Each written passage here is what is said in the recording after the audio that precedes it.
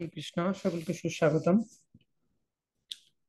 ভক্তি বিনোদ ঠাকুরের বিরচিত কল্যাণ কল্পতরু থেকে কলি কুক্কুর কাঁদন কীর্তন করব আমরা।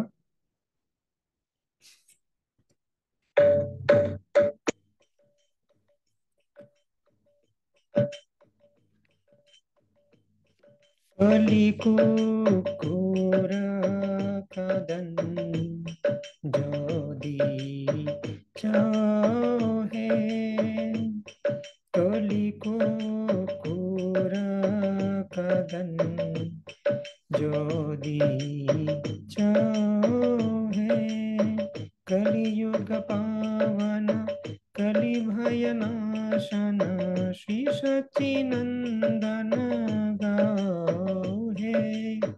कलियुग पावन कलि भय नाशन श्री सच्चिनंदन गाहे। गदाधर मादन नितायर प्राणधन अद्वैतेर प्रपूजित गोरा।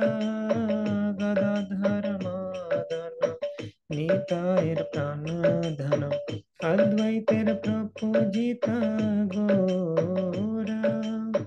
निमाय विश्वम्भर श्रीनिवास ईश्वर भक्त समूह चित्त चोरा। निमाय विश्वम्भर श्रीनिवास ईश्वर भक्त समूह चित्त चोरा। कलियुग पावन कलि भय नाशन श्री सच्चिनंदन गाहे। कलियुग पावन कलि भय नाशन श्री सच्चिनंदन गाहे।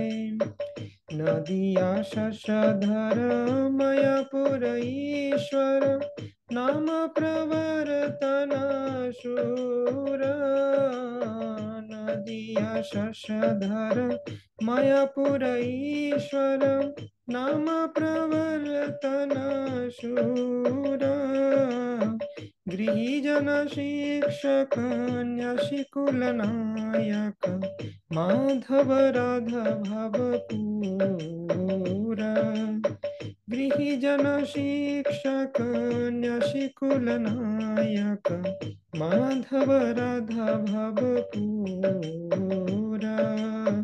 कलियुग पावन कलि भय नाशन श्री सच्चिनंदन गाहे।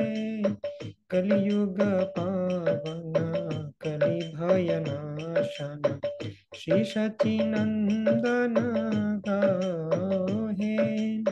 सार्वभौम शोधन गजपति तारण रामानंद पोषण वीर। सार्वभौम शोधन गजपति तारण रामानंद पोषण वीर। रूपानंद वर्धन सनातन पालन हरिदास मादन धीरा। रूपानंद वर्धन सनातन पालन हरिदास मादन धीरा। ब्रजरस भावन दुष्ट मत सातन कपटी विघातन काम। ब्रजरस भावन दुष्ट मत सातन कपटी विघातन काम। शुद्ध भक्त पालन शुष्क ज्ञान ताड़न छल भक्ति दूषण राम।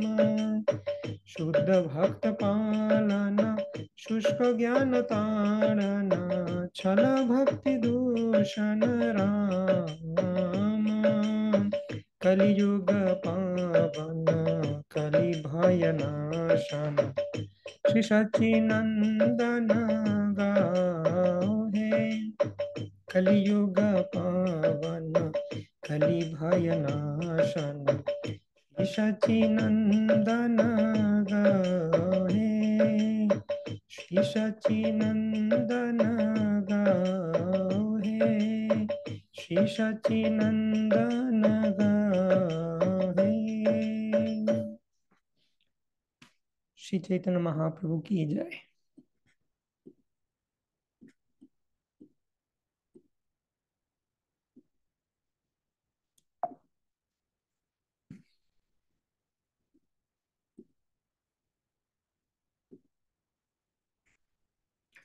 ओम अज्ञानतिमिरान्धस्य ज्ञानञ्जनशलाकया चक्षुरुन्मीलितं येन तस्मै श्रीगुरवे नमः।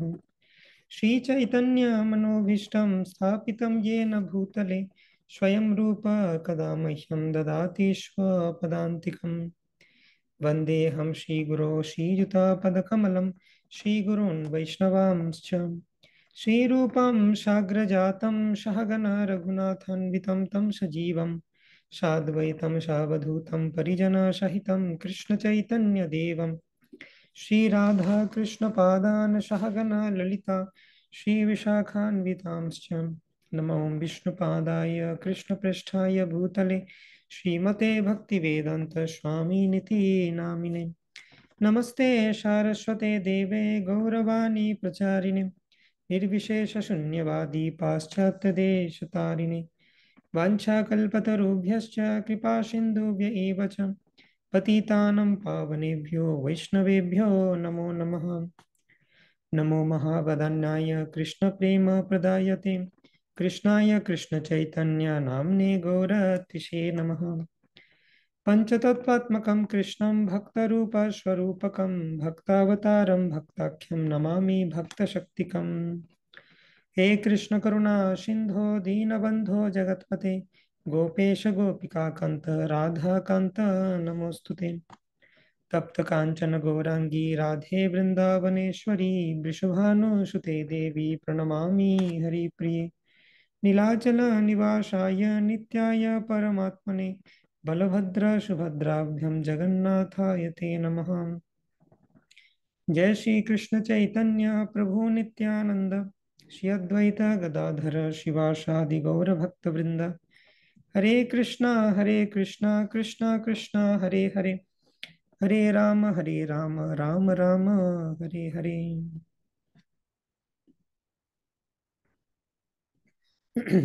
হরে কৃষ্ণ। আমরা পড়ছি চৈতন্য চরিতামৃতের মধ্যলীলা চ্যাপ্টার 18। তো চ্যাপ্টার 17 আগের চ্যাপ্টার আমরা দেখেছি চৈতন্য মহাপ্রভু তার বৃন্দাবনে গমন, কিভাবে তিনি বৃন্দাবনে গেলেন অ্যাকচুয়ালি।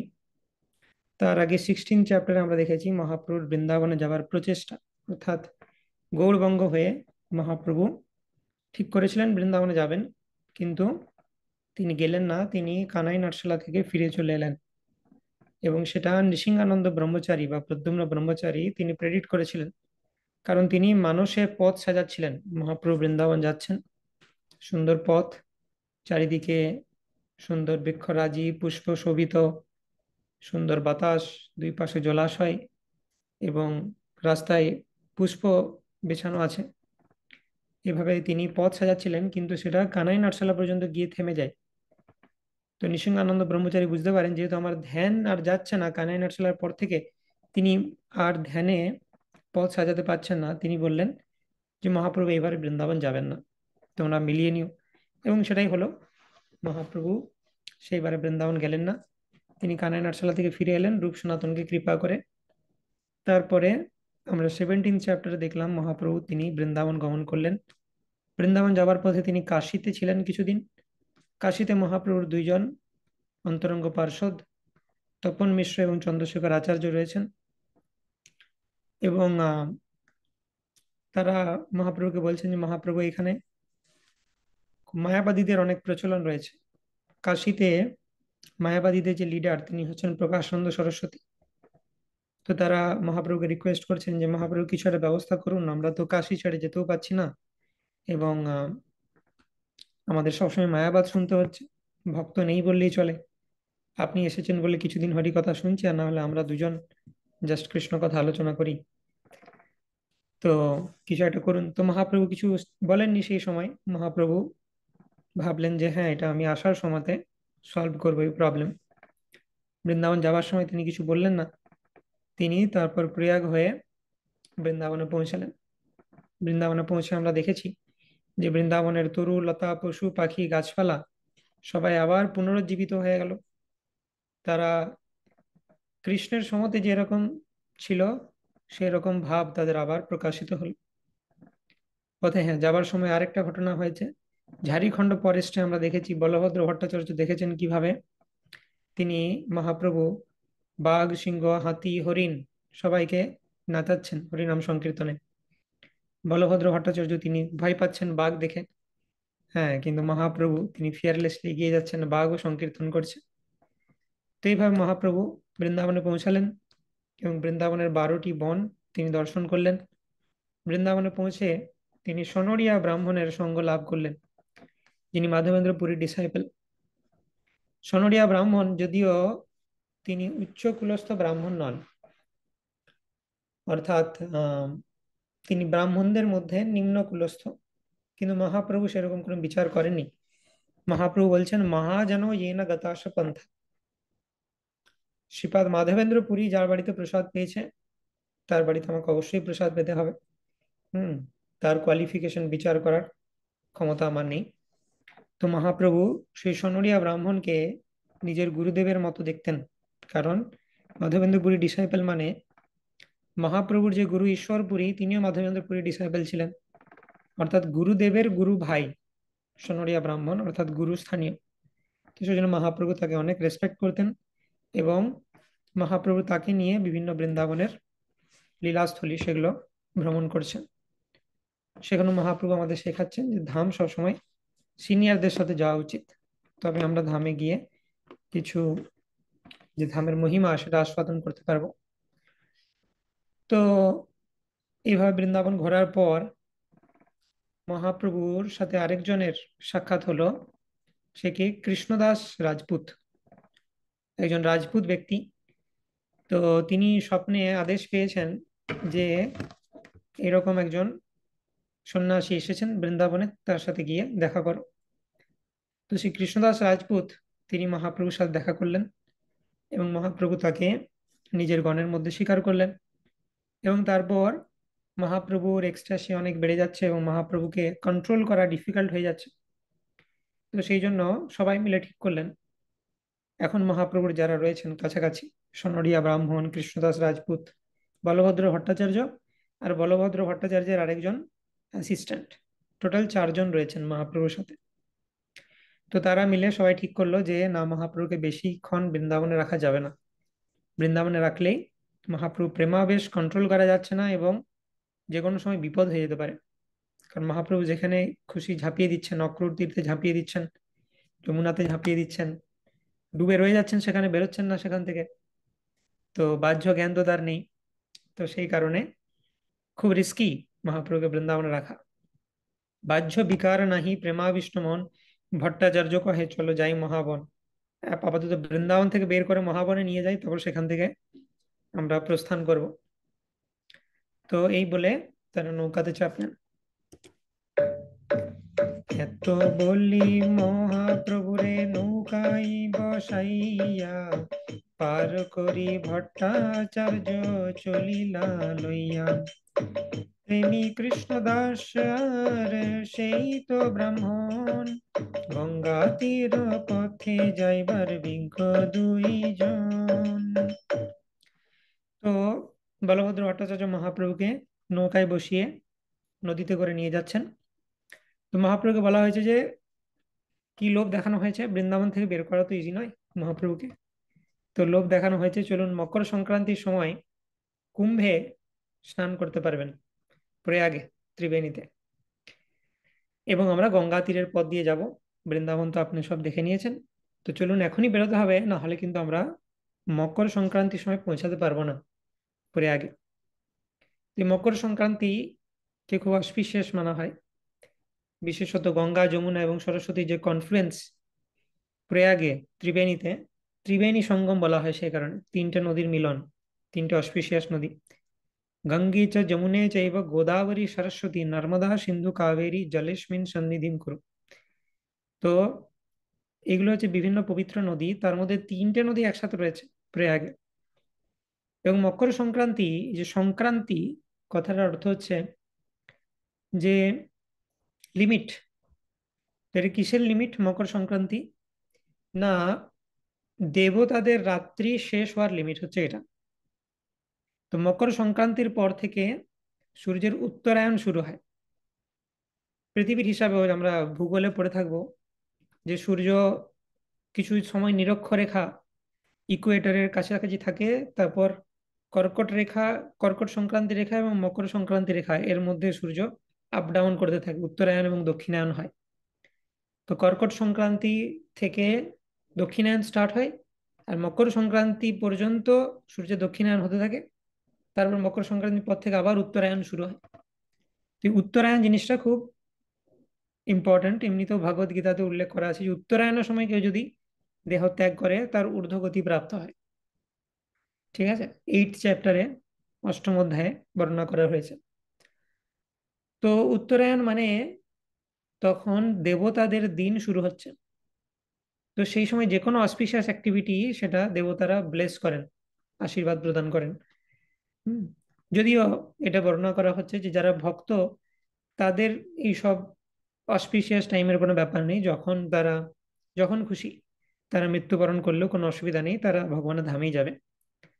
বিশেষত আমরা দেখি যে ভীষ্মদেব তিনি ওয়েট করেছিলেন উত্তরায়ণের জন্য। তো মহাভারত সেটাকে বিভিন্ন লেভেল থেকে দেখা যায়। কেউ যদি ভক্ত হয় সেই ভক্তের দৃষ্টিভঙ্গি থেকেও দেখতে পারে, কেউ যদি সাধারণ ব্যক্তি হয় ভক্ত না হয় মরাল দৃষ্টিভঙ্গি থেকেও সেটাকে দেখা যেতে পারে। তো জাগতিক দৃষ্টিভঙ্গি থেকে যদি আমরা দেখি তাহলে ভীষ্মদেব উত্তরায়ণের জন্য ওয়েট করেছিলেন, কারণ ধর্মশাস্ত্র মতে উত্তরায়ণ হচ্ছে auspicious day for living body, দেহত্যাগ করার জন্য। কিন্তু অ্যাকচুয়ালি ডিভোশনাল পার্সপেক্টিভ আমাদের আচার্যরা বলছেন যে কৃষ্ণের আরেক নাম উত্তরায়ণ। তো উত্তরা যুক্ত অয়ন। সো ভগবানের একটা নাম হচ্ছে নারায়ণ। নারায়ণ মানে হচ্ছে নার যুক্ত অয়ন, মানে অয়ন মানে হচ্ছে গতি। সমস্ত জীবের গতি যিনি, তিনি হচ্ছেন নারায়ণ। সেরকমই উত্তরায়ণ মানে উত্তরার গতি যিনি, উত্তরার পুত্র হচ্ছেন পরীক্ষিত। এবং সেই পরীক্ষিত যখন ডেঞ্জার ছিল, মানে তার বিপদ সম্মুখীন হয়েছিল, যখন অশ্বত্থামা তিনি ব্রহ্মাস্ত্র নিক্ষেপ করেছিলেন, উত্তরা কার শরণ নিয়েছিল? উত্তরার গতি কে হয়েছিল? ভগবান স্বয়ং। তাই ভগবান আরেকটা নাম উত্তরায়ণ। তাই আমরা যদি সেই দৃষ্টিভঙ্গি থেকে দেখি, ভীষ্মদেব উত্তরায়ণের জন্য ওয়েট করেছিলেন, মানে ভগবান কৃষ্ণের জন্য ওয়েট করেছিলেন। ভগবান কৃষ্ণ আসলেন এবং তারপর তিনি ভীষ্ম স্তুতি আমরা দেখেছি শ্রীমদ্ ভাগবতমে।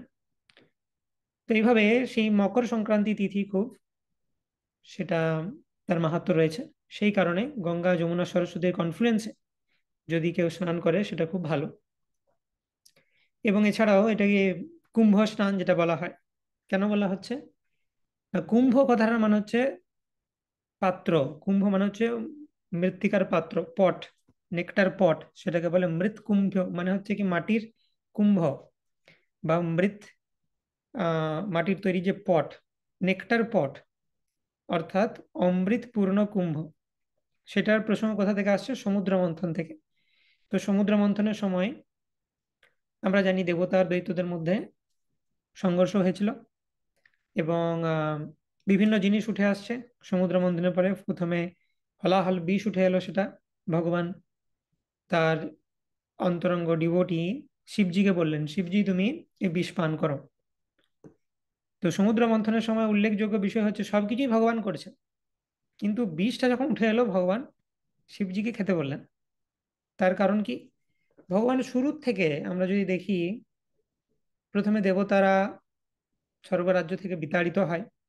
হুম, তো তারা ভগবানের কাছে যায় এবং ভগবান তখন বলেন যে তোমাদের সময় এখন খারাপ যাচ্ছে, তোমাদের কি করা উচিত? অসুরদের সঙ্গে মৈত্রী স্থাপন করা উচিত। তো প্রথম থেকে প্ল্যান দেওয়া থেকে সূত্রপাত, ভগবান প্রথমে প্ল্যান দিলেন, না তুমি অসুরদের সাথে মৈত্রী স্থাপন করো। তো অসুরদের সাথে মৈত্রী স্থাপন করো কিভাবে, কি বলবে? এমনিতে যদি বলো যে আমরা বন্ধুত্ব স্থাপন করতে চাই, চাইবে না, কারণ অসুররা এখন পাওয়ারফুল। তারা বলবে আমরা কেন তোমাদের মতো দুর্বলের সাথে বন্ধুত্ব স্থাপন করব, তোমাদেরকে স্বর্গরাজ্য থেকে হাঁটিয়ে আমরা স্বর্গরাজ্য দখল করব। তো ভগবান বলে দিলেন ওদেরকে, বলো দেখো সমুদ্র মন্থন করতে হবে, সমুদ্র মন্থন করে নেকটার পাওয়া যাবে। তো সেই সমুদ্র মন্থন যে অ্যাক্টিভিটি, সেটা তোমরাও একা করতে পারবে না, আমরাও একা করতে পারবো না। তো এরকম একটা প্রপোজাল দাও, তবে অসুরেরা রাজি হবে তোমাদের সাথে বন্ধুত্ব স্থাপন করতে। তো অসুরেরা এইভাবে বন্ধুত্ব স্থাপন করতে রাজি হলেন। তো তারপরে ঠিক হলো দুজন মিলে সমুদ্র মন্থন করা হবে। তো সমুদ্র মন্থন যে করা হবে, অনেক ইনগ্রিডিয়েন্টস দরকার। মন্থন দণ্ড কি হবে? মন্দার পর্বত। ওকে, মন্দার পর্বত উঠিয়ে নিয়ে এসো। মন্দার পর্বত উঠাতে গেল, অসুর এবং দেব দুজনেই হাত পা ভেঙে সবাই পড়ে রইল, মন্দার পর্বতকে উঠাতে পারলো না। তখনও ভগবানকে দরকার। ভগবান দেখলেন মন্দার পর্বত উঠাতে বলেছিলাম এদেরকে সমুদ্র মন্থনের জন্য, অসুর দেবতা দুজনেই হাত পা ভেঙে পড়ে আছে। ভগবান স্পটে এলেন, সবার হাত পা ঠিক করলেন, মন্দার পর্বতকে তুললেন, গরুরের পিঠে চাপালেন। সমস্ত অসুর এবং দেবতাদেরকেও তুললেন, তাদেরকে গরুরের পিঠে চাপালেন, দিয়ে স্পটে নিয়ে এলেন ক্ষীরসাগরে। সেখানে মন্থন দণ্ডরূপে মন্দার পর্বতকে স্থাপন করলেন। এবারে বললেন ঠিক আছে, চার্নিং স্টার্ট হোক। না, এখনো বাকি আছে। না, মন্থনের দড়ি কি হবে? রশ্মি দরকার, যেটাতে করে মন্থন করা হবে। ঠিক আছে, বাসুকি নাগকে নিয়ে এসো। বাসুকি নাগকে নিয়ে আনলেন ভগবান, এবং তখন বললেন গরুর তুমি এবারে চলে যাও, তোমার সার্ভিস হয়ে গেছে। বাসুকি নাগ চলে এসছে। সাপ আর গরুর তোমরা এক জায়গায় ভালো মানায় না, গরুরকে বিদায় দিলেন ভগবান। তারপরে বাসুকি নাগ দিয়ে মন্থন স্টার্ট হলো। আচ্ছা, সাপের যে মুখের পোর্শন কাদের দিকে থাকবে আর লেজের পোর্শন কাদের দিকে থাকবে সেই নিয়ে দ্বন্দ্ব। তো দেবতারা, তারা প্রথমে বললেন আমরা মুখের পোর্শনটা নেব। ব্যাস, ওষুধদের ইগোতে লেগে গেল যে আমাদেরকে সাপের পেছন দিক দেওয়া হচ্ছে। হ্যাঁ, আমাদেরকে, আমরা কি কম শক্তিশালী? না না, প্রতিবাদ করলেন তারা। বললেন আমরা সাপের সামনের দিকটা চাই, মুখের দিকটা, তোমরা পেছন দিকটা ধরো। ভগবান হাসলেন। ভগবান জানলেন এটাই হওয়ার ছিল, এবং ইচ্ছা করেই সেজন্য ভগবান বলেছিলেন দেবতাদেরকে তোমরা মুখটা ধরো, তাহলে ওরা এক্ষুনি বলবে সঙ্গে সঙ্গে যে না, আমাদের মুখ চাই, তোমরা মুখ ধরেছো কেন? তো যখন রিভার্স হয়ে গেল, তখন তারা বুঝতে পারলেন যে আগে যেটা ছিল সেটাই ভালো ছিল। যখন মন্থন হচ্ছে, বাসুকী নাগের মুখ দিয়ে অগ্নি নির্গত হচ্ছে, সেই অগ্নির তাপে জ্বলে পুড়ে অনেকে ক্ষতবিক্ষত হয়ে যাচ্ছে অসুরেরা। মুশকিল, অসুরেরা দুর্বল হয়ে যাচ্ছে। সাপের মুখ থেকে নির্গত হচ্ছে অগ্নি, এত অগ্নি নির্গত হচ্ছে যে পেছনের দিকে যারা আছে দেবতারা, তারাও সেই অগ্নির তাপ পাচ্ছে, গোটা অ্যাটমসফিয়ারটা উত্তপ্ত হয়ে গেছে। কি করতে হবে এখন? না, হালকা গুঁড়ি গুঁড়ি বৃষ্টিপাত করতে হবে, সেটাও ভগবান অ্যারেঞ্জমেন্ট করলেন। আচ্ছা, মন্থন যে হচ্ছে, এবারে পরিবেশ ঠিক আছে, টেম্পারেচার কন্ট্রোল ভগবান করে দিয়েছেন, এসি অন করে দিয়েছেন, সেই টেম্পারেচারের দিক দিয়ে কোনো অসুবিধা নেই। মন্থন স্টার্ট হলো, নতুন সমস্যা, মন্দার পর্বত আস্তে আস্তে নিচে ডুবে যাচ্ছে। মুশকিল কাণ্ড, কি করা যায়? নিচ থেকে সাপোর্ট দিতে হবে। ভগবান নিজেকে এক্সপান্ড করলেন কুর্ম রূপে, নিচ থেকে সাপোর্ট দিচ্ছেন। ঠিক আছে, সমস্যার সমাধান হলো। এবারে মন্থন করা হচ্ছে, মন্দার পর্বত যে উপরটা, উপরটা এরকম ডিসব্যালেন্স হয়ে যাচ্ছে, নিচটা ঠিক আছে, উপরটা এখনো নড়ে যাচ্ছে। তো কি করা যায়? ভগবান আরেকটা ইনকার্নেশন নিলেন, সহস্র বাহু ইনকার্নেশন। 1000 আর্মস দিয়ে মন্দার পর্বতের উপরটাকে তিনি শক্ত করে ধরলেন, যাতে উপরটা ডিস্টেবিলাইজ না হয়ে যায়। এইভাবে চার্নিং স্টার্ট হলো। তো চার্নিং স্টার্ট হওয়ার পরে বিভিন্ন জিনিস উঠে আসছে। তার মধ্যে প্রথমে হলাহল বিষ উঠে এলো, সেটাকে বিষ্ণু বললেন যে সেটা কি আর বিষ্ণু নিউট্রালাইজ করতে পারতেন না? এত কিছু অ্যারেঞ্জমেন্ট করছেন তিনি প্রথম থেকে। তো সেটা বললেন শিবজিকে গ্রহণ করতে, তার কারণ ভগবান জানেন এইটা হচ্ছে ক্রেডিট পাওয়ার সার্ভিস। এতক্ষণ আমি যা করেছি এগুলো কোনোটাই কেউ মনে রাখবে না, যতক্ষণ না সে খুব সিনসিয়ার হচ্ছে, শ্রীমদ্ ভাগবতম পড়ছে, সে এইসব কিছু জানবে না ভগবান এত কিছু করেছেন বলে। তারা ভাববে হ্যাঁ, অসুর দেবতা শুরু করে দিয়েছিল সমুদ্র মন্থন, কিন্তু তার যে ব্যাকগ্রাউন্ড কি, ভগবান যে কি করেছেন, সেটা কেউ জানবে না। সবাই কি জানবে? না, শিবজি বিষ পান করে নীলকণ্ঠ হয়ে সমস্ত জগৎকে উদ্ধার করেছেন। তো ভগবান জানেন যে এই কাজটা নাম পাওয়ার সার্ভিস, সেটা সবসময় তিনি ভক্তদের জন্য রাখেন, সব ক্রেডিট ভক্তদেরকে দিতে চান। কুরুক্ষেত্র রণাঙ্গনে ভগবানই সবকিছু করেছেন, কিন্তু ক্রেডিট যাচ্ছে অর্জুন। তো ঘটোৎকচের পুত্র বারবারিক, তার একটা বর ছিল যে তিনি পর্বতের উপর থেকে গোটা যে ফাইট সেটা দেখছিলেন। তো তিনি, তাকে যখন জিজ্ঞেস করা হয় যে তোমার কি মনে হয় কে সব থেকে ভালো পারফর্ম করেছে, তো বলছে যে পারফর্মার তো একজনই ছিল, আমি দেখতে পাচ্ছিলাম কৃষ্ণই তো সবকিছু করছেন, তার কোয়েশ্চেন কি আছে কে সব থেকে ভালো পারফর্ম করেছে। তো এইভাবে তো ভগবান সমস্ত কিছু অ্যারেঞ্জমেন্ট করলেন সমুদ্র মন্থনের।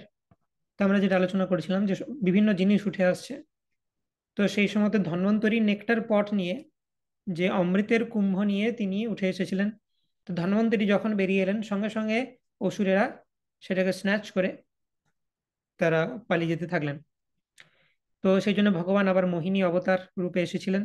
অসুরেরা মৃতের যে নেকটার পট সেটা নিয়ে তো পালিয়ে গিয়েছিলেন, কিন্তু অসুর স্বভাব, তারা নিজেদের মধ্যে ফাইট করেছিলেন কে আগে খাবো, আমি আগে খাবো ও আগে খাবে, এইসব করতে লাগছে। তো ভগবান মোহিনী মূর্তি রূপে আবির্ভূত হয়ে মোহিনী মূর্তিকে দেখে তারা সবাই সব নেকটারের কথা ভুলে গেছে। অসুর ব্যক্তি, তারা কামাসক্ত, তারা মোহিনী মূর্তির রূপ দেখে মোহিত হয়ে গেছে। তো তারা মোহিনী মূর্তিকে বলছেন যে আপনি যাকে যেরকম দেবেন আমরা সেটাই মেনে নেবো, আমাদের কোনো অসুবিধা নাই।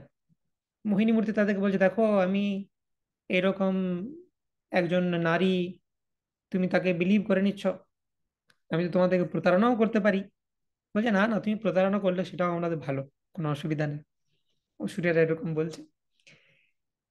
তো মোহিনী মূর্তি তাদেরকে ডিস্ট্রিবিউট করেছিলেন আমরা জানি। তো এই যে দেব অসুরের যে সংঘাত হয়েছিল অমৃত কুম্ভ নিয়ে, তো এটা বলা হয় 12 দিন সংঘাত চলেছিল তাদের মধ্যে, কাড়াকাড়ি চলছিল কে নেবে। তো এই 12 দিন, স্বর্গের একদিন মানে হচ্ছে পৃথিবীতে 12 বছর। তো সেই কারণে 12 বছর ছাড়া ছাড়া কুম্ভ পূর্ণ হয়। তো এটা যখন টানাটানি হচ্ছিল, সেই কুম্ভের কিছু অমৃত ছলকে পড়ে বিভিন্ন জায়গায় মর্তলোকে পড়ে যায়, 4টে জায়গাতে পড়ে। একটা প্রয়াগরাজ, উজ্জৈন, হরিদ্বার এবং নাসিক। তো সেজন্য শুধু প্রয়াগে যে কুম্ভ মেলা হয় তা নয়, এই 4 জায়গাতে হয়। বিভিন্ন তিথি অ্যাস্ট্রোলজিক্যাল ক্যালকুলেশন করে জ্যোতিষ অনুসারে ডিসাইডেড হয় যে কোন সময় কোনখানে অমৃতের কুম্ভের তিথি হচ্ছে। তো এই যে বলা হয় 12 বছর, মানে স্বর্গের 12 দিন, 12 দিন ধরে একটু একটু করে ছলকে ছলকে পড়েছে অমৃত, মানে যেন কুম্ভে একটু একটু করে পূর্ণ হচ্ছে। তো 12 বছরে একটু একটু করে পূর্ণ হয়, পূর্ণ কুম্ভ হয়। 12 × 12 144 বছর পর সেটা মহাকুম্ভে পরিণত হয়। তো এরকম বিভিন্ন তিথি রয়েছে। তো সেই কারণে মনে মনে হয় যে ওই তিথিতে, ওই বিভিন্ন এক্সাক্ট প্লেসগুলোতে, 4টে প্লেসের মধ্যে ওই এক্সাক্ট তিথিতে সেই জলের মধ্যে অমৃত মিশ্রিত থাকে। তো সেইখানে আমরা যদি স্নান করি আমরা অমৃতে স্নান করছি বেসিক্যালি। তো সেই জন্য এটা এত famous. But again this is, এটা হচ্ছে জাগতিক পুণ্যের কাজ। আমরা জানি নাম অপরাধের অষ্টম অপরাধে রয়েছে যে হরে কৃষ্ণ মহামন্ত্র কীর্তনকে জাগতিক পুণ্য কর্ম বলে মনে করা। তো এনি ডিভোশনাল অ্যাক্টিভিটি, চৈতন্য মহাপ্রভুর যারা ফলোয়ার্স, যারা হরিনাম করছি, এনি ডিভোশনাল অ্যাক্টিভিটি সেটা যে কোনো জাগতিক পুণ্য কর্ম থেকে কোটি কোটি গুণ বেশি, আহ মানে তার ফল অনেক বেশি। গোकोटि दानम ग्रहणे खगश्च प्रयाग गंगोदक कल्पवासम यज्ञायुतम मेरु सुवर्ण दानम गोविंद कीर्तिर्ना समम शतांशई। তো গোকোটি দানম গ্রহণে খগস্য, কেউ যদি গ্রহণের সময় 1 কোটি গরু দান করে, প্রয়াগ গঙ্গোদক কল্পবাসম, প্রয়াগে গঙ্গার তীরে 1 কল্প ধরে বাস করে, মানে প্রত্যেকদিন স্নান করছে সে 1 কল্প ধরে। ব্রহ্মাজির যে আয়ু, যুগের 1000 বার আবর্তন, 432 কোটি বছর ধরে সে যদি গঙ্গার তীরে প্রয়াগে বাস করে প্রত্যেকদিন প্রয়াগে স্নানও করে, তাতে যে পুণ্য হয়, প্লাস গ্রহণের সময় 1 কোটি গরু দান করার যে পুণ্য, প্লাস 1 অযুত যজ্ঞ করা, 10,000 যজ্ঞ করা, প্রত্যেকটি যজ্ঞে হাজার হাজার ব্রাহ্মণকে ইনভাইট করা, প্রত্যেকটি ব্রাহ্মণকে মেরু পর্বতের সমান স্বর্ণ প্রদান করার যে স্বীকৃতি, এই সমস্ত স্বীকৃতিকে একত্রেও যদি করি, গোবিন্দ কীর্তের না সমম শতাংশই, গোবিন্দ কীর্তন করার মাধ্যমে যে পুণ্য লাভ হয় একবার গোবিন্দ নাম উচ্চারণ করার ফলে, তার 1% নয় এই তিনটের কম্বাইন্ড স্বীকৃতি। তো স্কন্দ পুরাণে বর্ণনা করা হচ্ছে। তো সেই কারণে আমাদের এই জাগতিক পুণ্য কর্মকে কখনোই হরিনামের সাথে ইকুয়েট করা ঠিক নয়। তো যাই হোক, তবুও মহাপ্রভু তিনি আচার্য রূপে কি দেখাচ্ছেন না, ভক্তিবিনোদ ঠাকুর বলেছেন যে ভক্তি করার পথে অনুকূল পায় যাহা, ভক্তিবিনোদ ঠাকুর ভক্তির পথে যা যা অনুকূল পাচ্ছে সেই সবকিছু স্বীকার করে, তাহা সেগুলোকে স্বীকার করে। অনুকূল্যস্য সংকল্প। তো সেই জন্য ঠিক আছে, যদি আমরা সেই জন্য ডিভোটিরা এমন নয় যে ডিভোটি মানে সে প্রয়াগে স্নান করতে যাবে না, but it is not necessary. কিন্তু স্নান করলে ঠিক আছে, কেউ যদি এটা মনোবাসনা থাকে যে আমি স্নান করে আরো পিউরিফাইড হতে চাই যাতে আমি আরো ভালোভাবে কৃষ্ণকে সেবা করতে পারি, দেন ইট ইজ ওকে। তো সেই জন্য মহাপ্রভু সেই কাস্টম ফলো করছেন। তো তিনি পরমেশ্বর ভগবান, তার কোনো দরকার নেই, তবুও তিনি ফলো করছেন এই কাস্টমটা। তো এইভাবে তারা প্রয়াগের উদ্দেশ্যে রওনা হলেন। তো সেই পথ যাত্রা পথে কি কি হলো সেটা আমরা দেখব। যাইতে এক বৃক্ষ তলে প্রভু সভা লইয়া, বসিলা সবার পথ শান্তি দেখিয়া। সেই বৃক্ষ নিকটে চরে বহু গাভীগণ, তাহা দেখি মহাপ্রভু উল্লসিত মন। পথ চলতে চলতে মহাপ্রভু তারা সকলে একটু ক্লান্ত অনুভব করলেন, সকলকে নিয়ে একটি গাছের তলায় বসলেন। সেই গাছের নিকটে অনেক বহু গাভী বিচরণ করছিলেন। মহাপ্রভু অন্তরে অত্যন্ত উল্লসিত হয়েছিলেন গাভী দর্শন করে। গাভীরাও মহাপ্রভুকে দেখে আনন্দিত হন। মহাপ্রভু যেহেতু স্বয়ং কৃষ্ণ গো ব্রাহ্মণে হিতায়, গাভী অত্যন্ত পছন্দ। তো সেইখানে একজন রাখাল বা গোপ, তিনি বংশী বাজালেন। বৃন্দাবনের কালচার এটা, কৃষ্ণ যেরকম করতেন বিভিন্ন রাখালেরা তারা করে থাকে। আচম্বিতে এক গোপ বংশী বাজাইল, শুনি মহাপ্রভুর মহা প্রেমাবেশ হইল। অচেতন হইয়া প্রভু ভূমিতে পড়িলা, মুখে ফেনা পড়ে নাসায় শ্বাসরুদ্ধ হইলা। একজন সেই রাখাল বালক বংশী বাজিয়েছেন, বাঁশি বাজিয়েছেন, বাঁশ। মহাপ্রভু সঙ্গে সঙ্গে কৃষ্ণকে স্মরণ করছেন। সে বাঁশির শব্দ শুনে মহাপ্রভু অচেতন হয়ে গেলেন, অচেতন হয়ে ভূমিতে পড়ে গেলেন এবং মুখ দিয়ে ফেনা নির্গত হচ্ছে, নাকে তার শ্বাস রুদ্ধ হয়ে গেছে। তো মহাপ্রভু সিমটম গুলো এরকম খুব ডেঞ্জারাস, যারা অন্তরঙ্গ পার্শ্বদ নয় তারা ভয় পেয়ে যাবে যে কি হয়ে গেল। কিন্তু যারা অন্তরঙ্গ পার্শ্বদ জানেন যে এরকম হতে থাকে মাঝে মধ্যে, আবার কানের কাছে হরিনাম করতে হবে তারপর ঠিক হয়ে যাবে। তো এরকম মহাপ্রভু অচেতন হয়ে গেলেন। আর সেই সময়তেই কি হলেন না, কিছু ম্লেচ্ছ পাঠান সৈনিক সেখানে উপস্থিত হলেন। তারা তো জানেন না মহাপ্রভুর এইসব ব্যাপার। তারা সন্দেহ করলেন যে এই যে আর যারা আছে এর সাথে, তারা নিশ্চয়ই মহাপ্রভুকে বিষ দিয়ে মারার চেষ্টা করেছে, তাই মুখ দিয়ে ফেনা বেরোচ্ছে। তো তাদেরকে অ্যারেস্ট করার জন্য তারা উদ্যত হলেন। হেন কালে তাহা আসোয়ার দশ আইলা, ম্লেচ্ছ পাঠান ঘোড়া হইতে উত্তরিলা। প্রভুরে দেখিয়া ম্লেচ্ছ করো এ বিচার, এই জ্যোতি পাশ ছিল সুবর্ণ অপার। এই চারি বাটোয়ার ধুতুরা খাওয়াইয়া, মারি ডারি আছে জ্যোতির সব ধন লইয়া। তো হেনকালে তাহা আসোয়ার দশ আইলা, মানে আসোয়ার মানে কি, অশ্ব সওয়ার, অশ্বের উপর যিনি সওয়ার থাকেন মানে ঘোড় সওয়ারি সৈনিক, তাদেরকে বলা হচ্ছে আসোয়ার। ম্লেচ্ছ পাঠান সৈনিক তারা সেখানে এলেন। চারিদিকে মুসলমান সাম্রাজ্য রয়েছে, তাই পাঠান সৈনিক হওয়াটা অস্বাভাবিক ব্যাপার নয়। বৃন্দাবন দিল্লির কাছে, সেখানে আহ নবাব রয়েছেন বিভিন্ন জায়গাতে। তো সেই সময় পাঠান ঘোড়সওয়ার সেখানে উপস্থিত হলেন, ঘোড়া থেকে নামলেন এবং প্রভুরে দেখে তারা ভাবলেন এই জ্যোতি পাশে ছিল সুবর্ণ অপার। তো তারা সঙ্গে সঙ্গে ইমিডিয়েটলি কনক্লুশন করলেন যে একে নিশ্চয়ই ধুতরা বিষ দিয়ে মারার চেষ্টা করা হয়েছে। তুই সন্ন্যাসীকে কেন মারতে যাবে কেউ, নিশ্চয়ই এর কাছে অনেক ধনসম্পদ ছিল, তাই একে মারার চেষ্টা করা হয়েছে। এই জ্যোতি পাশে ছিল সুবর্ণ অপার, ইমিডিয়েটলি তারা কনক্লুশন করলেন যে এর কাছে অনেক সুবর্ণ ছিল। আর এই চারি বাটোয়ার বাটপার এরা, তারা ধুতুরা খাইয়ে একে মেরে এর কাছ থেকে সব হরণ করেছে।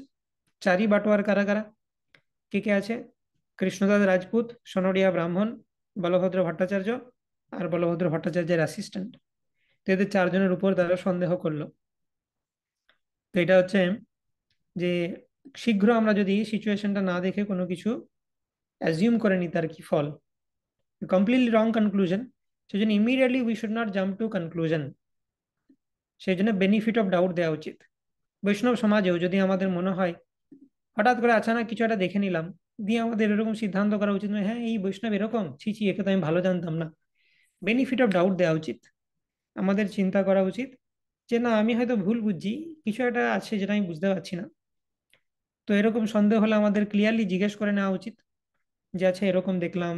সেই বৈষ্ণবের কাছ থেকে ক্লারিফিকেশন চাইতে পারি, বা আমরা আমাদের সিনিয়রদের কাছ থেকে ক্লারিফিকেশন চাইতে পারি যে এরকম দেখলাম, এটার কি মানে। Immediately we should not jump to conclusion, বা বৈষ্ণবদের ক্ষেত্রে যেন আমাদের আহ খারাপ মনোভাব না হয়ে যায়, এরকম কোনো কনক্লুশন আমাদের জাম্প করা উচিত নয়। তো সেই পাঠান সৈনিকরা কি করলেন, এদের চারজনকে অ্যারেস্ট করলেন, বেঁধে নিলেন। তবে সেই পাঠান চারি জনের বাঁধিল, কাটিতে চাহে গৌড়িয়া সব কাঁপিতে লাগিল। কৃষ্ণ দাস রাজপুত নির্ভয় সে বড়, সেই বিপ্র নির্ভয় সে মুখে বড় ধর। চারজনকে যখন অ্যারেস্ট করে নেওয়া হয়েছে, এর মধ্যে দুজন গৌড়িয়া আর দুজন হচ্ছে উত্তর ভারতীয়। কে কে গৌড়িয়া? বলভদ্র ভট্টাচার্য আর তার যে সার্ভেন্ট তারা গৌড়িয়া। গৌড়িয়ারা কাঁপতে লাগলো, তাদের সাহস কম একটু, তারা সেজন্য কাঁপতে লাগলো। দূর দেশে এসেছে, পাঠান সৈনিকেরা বন্দি করে নিয়েছে, বলভদ্র ভট্টাচার্য অ্যাসিস্ট্যান্ট কাঁপতে লাগলো।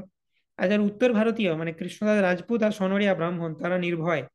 হ্যাঁ, কৃষ্ণদাস রাজপুত এবং সোনরিয়া ব্রাহ্মণ তারা ফাইট চালিয়ে যাচ্ছে যে হ্যাঁ তোমাদের এত বড় সাহস, আমাদেরকে অ্যারেস্ট করেছো, জানো আমরা কে, এইসব তারা করে যাচ্ছে। আর এদিকে গৌড়িয়ারা কাঁপতে লাগছে।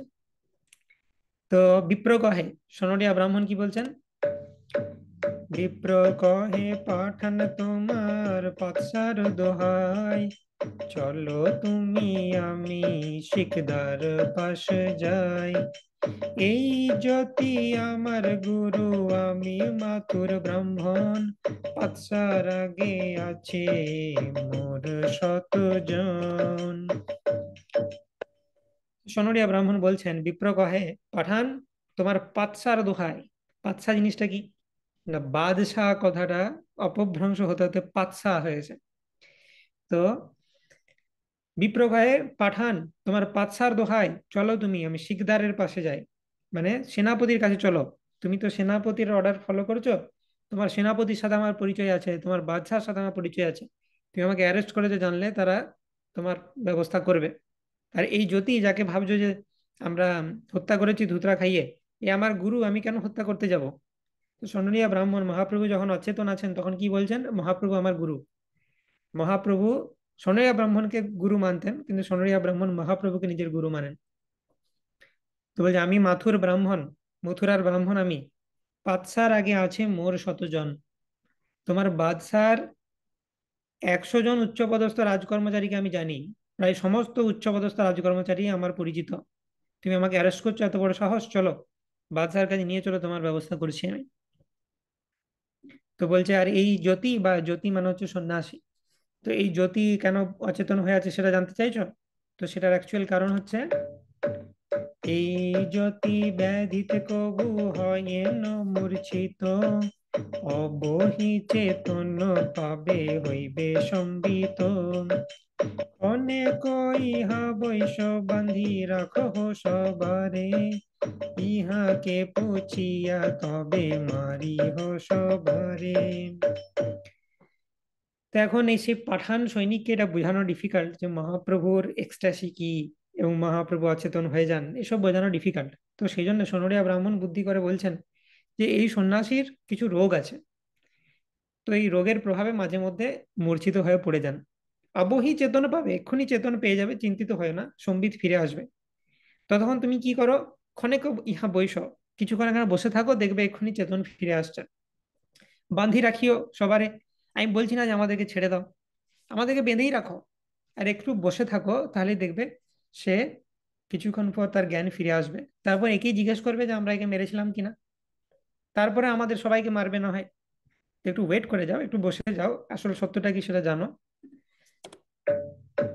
পাঠান কহে তুমি পশ্চিমা মাথুর দুইজন, গৌড়িয়া ঠক এই কাঁপে দুইজন।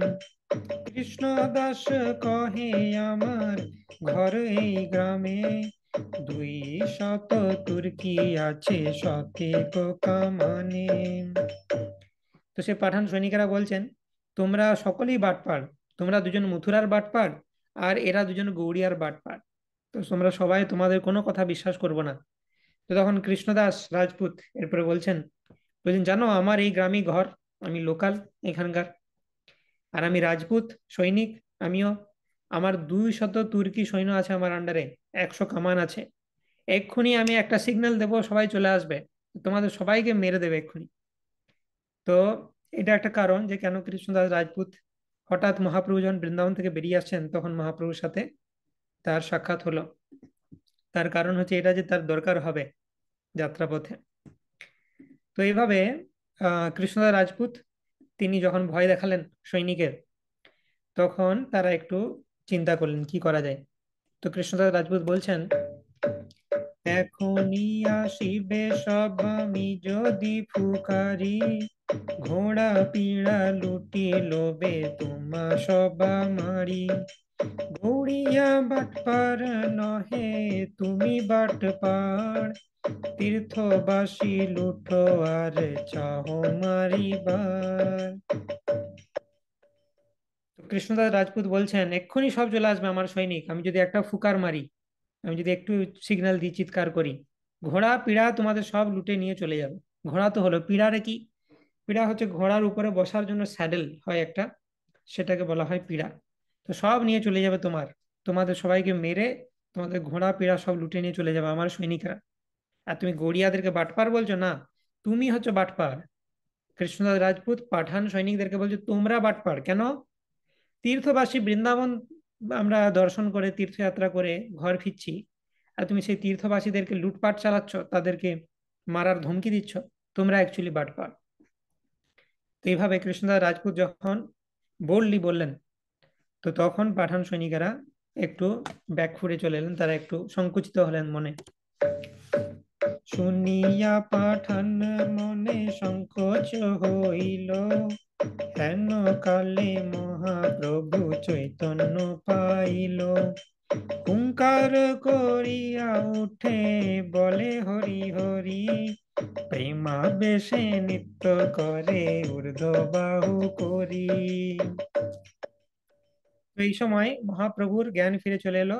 মহাপ্রভু কি জানি না কে কি হয়েছে, পাঠান সৈনিক বাটপার, মহাপ্রভু যেখান থেকে মূর্ছিত হয়েছিলেন সেখান থেকে কন্টিনিউ করছেন।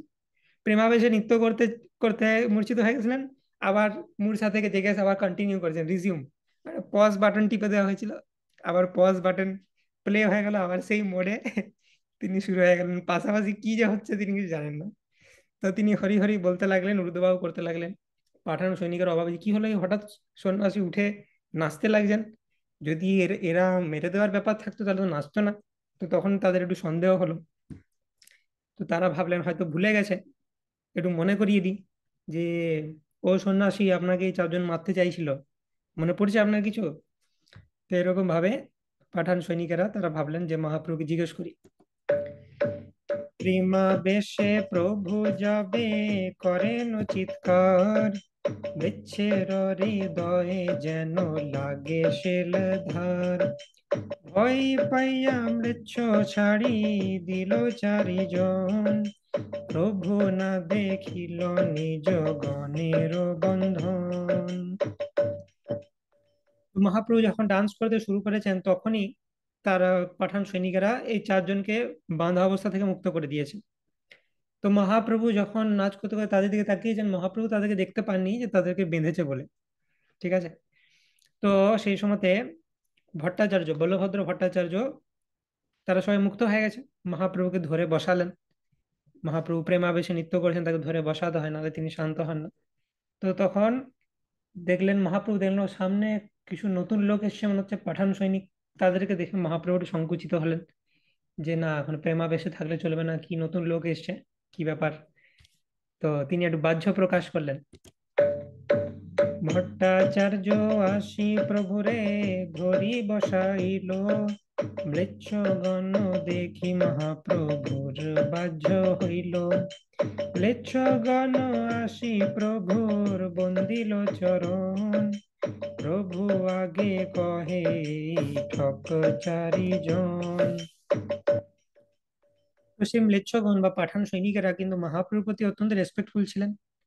তারা শুরু থেকে মহাপ্রভুকে কখনো ডাউট করেননি, তারা মহাপ্রভুকে ব্লাসফেম করেননি। তাদের ডাউট ছিল এই চারজনের উপর। এবং খুব একটা স্বাভাবিক অস্বাভাবিকও নয়, মহাপ্রভু মুখ দিয়ে ফেনা বেরোচ্ছে, অন্তরঙ্গ পার্ষদ না হলে মিসআন্ডারস্ট্যান্ড করাটাই স্বাভাবিক। তো তারা মহাপ্রভুর চরণ বন্দনা করলেন, দিয়ে বললেন যে হে সন্ন্যাসীবর, এই চারজন আপনাকে ঠকিয়ে আপনার থেকে সমস্ত সম্পদ নিয়ে নিতে চাইছিল। আমরা তো এখানকার স্থানীয় সৈনিক, সিকিউরিটি, তো সেজন্য আপনাকে সাহায্য করতে চাইছি। তো বলুন, আপনি কি কোনো সমস্যায় আছেন, কোনো বিপদে আছেন আপনি? এই চারজন আপনাকে ধুতুরা খাইয়ে পাগল করে দিয়েছে, পাগলের মতো এই যে নাচছেন আপনি, এর মনে হচ্ছে এই ধুতুরার এফেক্ট। তো তারা তো জানে না মহাপ্রভুর ব্যাপার। তো বলছে আপনার হাব ভাব দেখে ঠিক লাগছে না, আপনি ঠিক আছেন তো?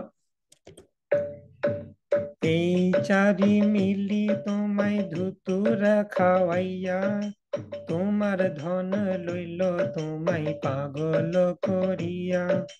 প্রভু কহেন ঠক নহে মোর সঙ্গী জন, ভিক্ষুক সন্ন্যাসী মোর কিছু নাহি ধন। মহাপ্রভু বলছে না না না, তুমি মিসআন্ডারস্ট্যান্ড করছো, এরা আমাকে ধুতুরা খাওয়ায়নি, এরা ঠগ নয়, এরা আমার সঙ্গী।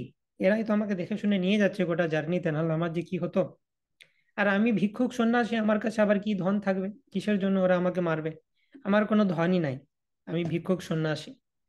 তো বলছে তাহলে কি হলো, তুমি এরকম অজ্ঞান হয়ে পড়েছিলে কেন? তো তার উত্তর মহাপ্রভু বলছেন, মৃগী ব্যাধিতে আমি কভু হই অচেতন, এই চারি দয়া করি করেন পালন। সেই ম্লেচ্ছ মধ্যে এক পরম গম্ভীর, কালো বস্ত্র পরে সেই লোকে কহে পীর। তো মহাপ্রভু বলছেন যে আমি তো অজ্ঞান হয়ে যাই, আমার মৃগী ব্যাধি রয়েছে, সেই কারণে মাঝে মধ্যে অজ্ঞান হয়ে যায়। আর এই চারজন তো দয়া করে আমাকে সেই মাঝে মধ্যে অজ্ঞান হয়ে যায় ঠিক করে এরা আমাকে। তো ভক্ত আর ভগবানের হৃদয়ের মধ্যে কত মিল। তারা যখন বলেছিলেন যে মহাপ্রভুর রোগ আছে, মহাপ্রভু কিন্তু অচেতন ছিলেন, কিন্তু কিছু জানতেন না। কিন্তু তারা যখন উঠে এলেন, এটা তো স্কোপ নাই যে মহাপ্রভু কানে কানে বলে যে আমি বলেছি যে আপনার রোগ আছে। ওদের তো আমি যদি জিজ্ঞেস করে আপনি বলবেন আপনার রোগ আছে, সেরকম ব্যাপার নাই। কিন্তু মহাপ্রভু নিজের থেকে বলছে আমার মৃগী রোগ আছে। তো এটা দেখায় ভক্ত আর ভগবানের হৃদয় সবসময় এক। সাধবো হৃদয়ম মহ্যম সাধুনাম হৃদয়স্তুমহম, মদন্ন তেন জানাপি না হাম তেভ্যো মনাগপি। যখন দুর্বাসা মুনি তিনি বৈকুণ্ঠে গেলেন, যে আমাকে সুদর্শন চক্র থেকে বাঁচাতে পারছে না, অম্বরীশ মহারাজের চরণে অপরাধ করে দুর্বাসা মুনি ত্রিভুবনে ছুটছেন, ব্রহ্মলোকে যাচ্ছেন, শিবলোকে যাচ্ছেন, কেউ বলবে বাবার এই সুদর্শন চক্র পিছনে, এই কেস আমি হাতে নিতে পারবো না, আমার ব্রহ্মলোক জ্বলে যাবে, আমার কৈলাস জ্বলে যাবে। সুদর্শন চক্র পিছে আছে মানে একমাত্র ডাইরেক্ট তুমি বৈকুণ্ঠে যাও, কেউ হেল্প করতে পারবে না।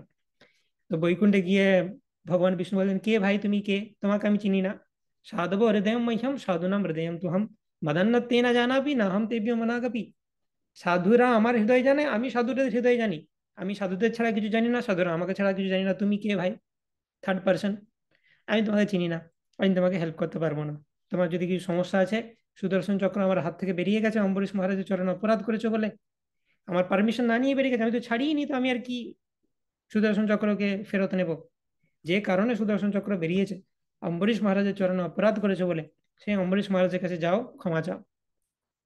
তখন দুর্বাসা মুনি বুঝলেন যে শুষ্ক তপস্যার প্রভাবে যোগ বল লাভ করে যোগী আর ভক্তের মধ্যে কি ডিফারেন্স, ভক্তের যে মাহাত্ম্য সেটা তখন বুঝলেন। তো এখানেও দেখতে পাচ্ছি ভক্ত ভগবানের মধ্যে হৃদয়ের কি অদ্ভুত মিল। তো সেই পাঠান যে গ্যাং ছিল তার মধ্যে একজন কালো বস্ত্র পরেছিল, সে ধর্মজ্ঞ, পীর বলতো তাকে, মানে ধর্মশাস্ত্র সম্বন্ধে যার জ্ঞান আছে। তো তিনি যখন দেখলেন যিনি একজন সন্ন্যাসী, তিনি তার সাথে কিছু কথোপকথন করতে লাগলেন। সেই মুসলমান পীর পাঠানদের দলের মধ্যে ছিলেন এবং মহাপ্রভু তাদের মধ্যে কথা হচ্ছে। তো সেই পীর তিনি নির্বিশেষবাদ স্থাপন করতে চাইছেন কোরআনের বেসিসে, আর মহাপ্রভু সেটাকে খণ্ডন করে সবিশেষবাদ স্থাপন করেছেন। তো সেই এপিসোডটা বর্ণনা করেছেন এখানে কৃষ্ণদাস কবিরাজ গোস্বামী। চিত্ত আর্দ্র হইল তার প্রভুরে দেখিয়া, নির্বিশেষ ব্রহ্ম স্থাপে সশাস্ত্র উঠাইয়া, অদ্বৈত ব্রহ্মবাদ সেই করিলা স্থাপন, তার শাস্ত্র যুক্তে তার প্রভু কইলা খণ্ডন। তো তিনি কোরআনের বেসিসে অদ্বৈতবাদ স্থাপন করতে চাইলেন, কারণ কোরআনের ফিলোসফিটাও মোস্টলি অদ্বৈত ফিলোসফি। তারা কোনো ভগবানের ফর্মকে মানে না, সেজন্য কোনো ফর্মের উপাসনা করছে সেটা আমরা দেখতে পাবো না। তো সে সেই সিদ্ধান্ত বলতে আরম্ভ করলো মহাপ্রভুকে দেখে। তার চিত্ত একটু আর্দ্র হয়েছিল, মানে হৃদয় একটু বিগলিত হয়েছিল। মহাপ্রভু রূপ দেখে যে আমরা তো জানি যবনেরও চিত্ত ফিরে যায়। তার বহু এক্সাম্পল রয়েছে, যখন মহাপ্রভু গৌড়ে যাচ্ছিলেন সেই সময় তো একজন যবনের চিত্ত ফিরে গেছিল। তো সে মহাপ্রভুকে দেখেই তার ধর্মচর্চার যে ইন্টারেস্ট সেটা জেগে উঠলো। সে কোরআনের বেশি শুরু করলো। তো সে সময় অনেক কিছু বলছে, যেই যেই কহিল প্রভু সকলই খণ্ডিল, উত্তর না আইসে মুখে মহাস্তব্ধ হইল। তার যা যা লজিক দিচ্ছে প্রত্যেকটা লজিকে মহাপ্রভু খণ্ডন করে দিচ্ছেন। আর কোনো লজিক সে খুঁজে পাচ্ছে না, তার মুখে আর কোনো উত্তর আসছে না, সে মহাস্তব্ধ হয়ে গেল। তো তখন মহাপ্রভু বলছেন, প্রভু কহে তোমার শাস্ত্র স্থাপে নির্বিশেষে, তাহা খণ্ডী সবিশেষ স্থাপিয়াছে শেষে। তোমার শাস্ত্রে কহে শেষে একই ঈশ্বর, সর্বৈশ্বর্য পূর্ণ দেহ শ্যাম কলেবর। তো বলছে যে তোমার যে কোরআন, মহাপ্রভু বলছেন কোরআন তুমি ভালো করে পড়েছ, কোরআন নির্বিশেষবাদ স্থাপন করে সেটা ঠিক, কিন্তু তার শেষে কোরআনে সেই নির্বিশেষবাদকে খণ্ডন করে যে সবিশেষবাদ স্থাপন করা হয়েছে সেটা তুমি বুঝতে পেরেছো? তো কোরআনের শেষের দিকে সবিশেষবাদের কিছু হিন্ট আছে, কিন্তু যারা সেটা পড়েন তারা সেই সেকশনটা বুঝতে পারেন না। ফর এক্সাম্পল, এরকম উল্লেখ আছে যে ভগবান শ্যাম কলেবরের ব্ল্যাক বডি, ভগবানের যে দৈহিক দেহের কালার সেটা বর্ণনা করা আছে শ্যাম বর্ণের, এবং তিনি যে সর্ব ঐশ্বর্যপূর্ণ এটা বর্ণনা করা আছে। তো একদম ডাইরেক্টলি কিছু না লেখা থাকলেও ভগবানের গাত্রবর্ণ, ভগবান যে সব জায়গায় বিরাজমান, তিনি সর্ব ঐশ্বর্যপূর্ণ। কিন্তু এগুলোর মানে কি? এগুলো যে বুদ্ধিমান হবে সে বুঝতে পারবে যে এগুলো হিন্ট, এগুলো হচ্ছে অ্যাট্রিবিউটস। অ্যাট্রিবিউট ফর্ম ছাড়া অ্যাট্রিবিউট এক্সিস্ট করতে পারে না। তো এই অ্যাট্রিবিউট গুলো থেকে আমরা বুঝতে পারি যে নিশ্চয়ই ভগবানের কোনো ফর্ম আছে, কিন্তু সেটা যারা তথাকথিত স্কলার কোরআনের তারা সেটা বুঝতে পারে না। তো প্রভুপাদ বলছেন সুফি নামে এক মুসলমান সম্প্রদায় রয়েছে, তারা জীবের সাথে ঈশ্বরের একত্বে বিশ্বাস করে। তাদের মহাবাক্য হচ্ছে অনল হক। এই সুফিটা মায়াবাদের একটা ব্রাঞ্চ, শঙ্করাচার্যের মত থেকে উৎপন্ন হয়েছে। তো ভগবানের সচ্চিদানন্দ দেহ, তার গাত্র বর্ণ, তার সর্ব ঐশ্বর্য, এগুলোর কথাও কোরআনে উল্লেখ করা আছে, যেগুলো হিন্ট করে ভগবানের সবিশেষ সত্তার প্রতি, কিন্তু সেটা এই স্কলারেরা বুঝতে পারে না। সচ্চিদানন্দ দেহ পূর্ণ ব্রহ্ম স্বরূপ, সর্বাত্মা সর্বজ্ঞ নিত্য সর্বাদি স্বরূপ, সৃষ্টি স্থিতি প্রলয় তাহা হইতে হয়, স্থূল সূক্ষ্ম জগতের দেহ সমাশ্রয়, সর্বশ্রেষ্ঠ সর্বারধ্য কারণের কারণ, তার ভক্তে হয় জীবের সংসার তারণ, তার সেবা বিনা জীবের না যায় সংসার, তাহার চরণে প্রীতি পুরুষার্থ সার। তো কোরআনে এই সমস্ত উল্লেখ করা আছে, সৃষ্টি স্থিতি প্রলয় তার থেকে হয়, তার সচ্চিদানন্দ দেহ, তিনি পূর্ণ ব্রহ্ম, তার নিত্য স্বরূপ, এবং তিনি সবার আরাধ্য, তিনি সর্বশ্রেষ্ঠ, তিনি সর্বকারণের কারণ। তার ভক্তি করলে জীবের সংসার জীবন থেকে উত্তীর্ণ হয়, তার সেবা না করলে সংসার থেকে উদ্ধার পাওয়া যায় না, তার চরণে যদি আমরা প্রীতি করি তাহলে সেটাই হচ্ছে সব থেকে বড় পুরুষার্থ বা জীবনের লক্ষ্য। তো ফর এক্সাম্পল শিল প্রভুপাদ বলছেন যে কোরআন অনুসারে প্রাইমারি অ্যাক্টিভিটি কি হওয়া উচিত একজন মুসলিমের? ইবাদত বা দিনে 5 বার নামাজ। তো অনেক কিছু বলা হয়েছে, কর্ম, জ্ঞান, যোগ ইত্যাদি বলা হয়েছে, কিন্তু আলটিমেট কনক্লুশন কি? প্রেয়ার্স। সেই প্রেয়ার্সটা কিসের পাঠ? ভক্তি যোগের পাঠ। শ্রবণম কীর্তনম বিষ্ণু স্মরণম পাদ সেবনম अर्चनम वंदनम दास्यम সাক্ষ্যম আত্মনিবেদনম। সো वंदनम ইজ সেম এজ ইবাদত। তো মহাপ্রভু প্রুভ করছেন যে সচ্চিদানন্দ রূপ কৃষ্ণের সবিশেষবাদ এবং ভক্তি যোগ, এটাই কোরআনেরও এসেন্স। তুমি যদি ঠিকঠাক ভাবে বুঝতে পারো, কিন্তু তোমরা বুঝতে পারোনি সেটা ঠিক মতো। তো এইভাবে যখন মহাপ্রভু এক্সপ্লেন করলেন, তখন সে বুঝতে পারলো যে হ্যাঁ, ঠিকই তো বলছেন মহাপ্রভু। মোক্ষাদি আনন্দ যার নহে একে কোন, পূর্ণানন্দ প্রাপ্তি তার চরণ সেবন। কর্ম জ্ঞান যোগ আগে করিয়া স্থাপন, সব খণ্ডি স্থাপে ঈশ্বর তাহার সেবন। তো মহাপ্রভু আবার বলছেন, মহাপ্রভু বারবার কিন্তু সেই আত্মারাম শ্লোক, এটা মহাপ্রভু খুব ফেভারিট সাবজেক্ট। ভক্তি যখনই আসবেন, ভক্তির কথা বললেন আগের শ্লোকে, যে এবাদত ভক্তির অঙ্গ। তার মানে মহাপ্রভুকে বলতেই হবে, না বলে মহাপ্রভু থাকতেই পারবেন না, যে ভক্তি সুপিরিয়র টু মুক্তি এবং আত্মারাম শ্লোক। সেটা এখানে বলছেন, মোক্ষাদি আনন্দ যার নহে এক কণ। মানে তুমি যদি মোক্ষের আনন্দ লাভ করছো, সেটা ভক্তির আনন্দের এক কণাও নয়।